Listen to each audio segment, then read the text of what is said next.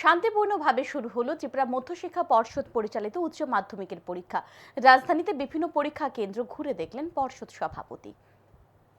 এবছরের ত্রিপুরা মধ্যশিক্ষা পর্ষদ পরিচালিত দ্বাদশের পরীক্ষা শুরু হলো বুধবার। এবছর সারা রাজ্যে পরীক্ষা সেন্টার 62টি আর ভেন্যু রয়েছে 99টি। দ্বাদশের পরীক্ষার্থীর সংখ্যা 26,502 জন। এর মধ্যে ছাত্র 12,357 আর ছাত্রী রয়েছে 14,145। অন্যদিকে মাদ্রাসা ফাজিলের পরীক্ষার্থী রয়েছে 85 জন। এর মধ্যে ছাত্র সংখ্যা 58 জন। 2025 সালের তুলনায় পরীক্ষার্থীর সংখ্যা এবছর কিছুটা বেশি। সর্বত্র পরীক্ষা কেন্দ্রগুলিতে ছিল পুলিশ মোতায়েন। এদিন পরীক্ষা শুরু হওয়ার পর রাজধানীর বিভিন্ন পরীক্ষা কেন্দ্র ঘুরে দেখলেন মধ্যশিক্ষা পর্ষদ সভাপতি।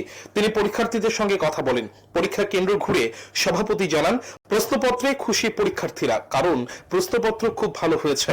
প্রথম দিনের পরীক্ষা শান্তিপূর্ণভাবেই সম্পন্ন হয়েছে।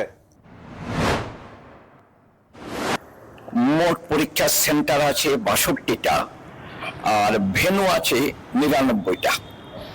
আর উচ্চ মাধ্যমিকে মোট পরীক্ষা দেবে 26,502 জন।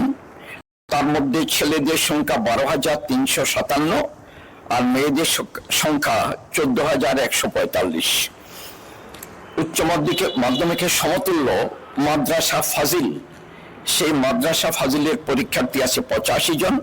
তার মধ্যে ছেলের সংখ্যা 58, মেয়েদের সংখ্যা 27।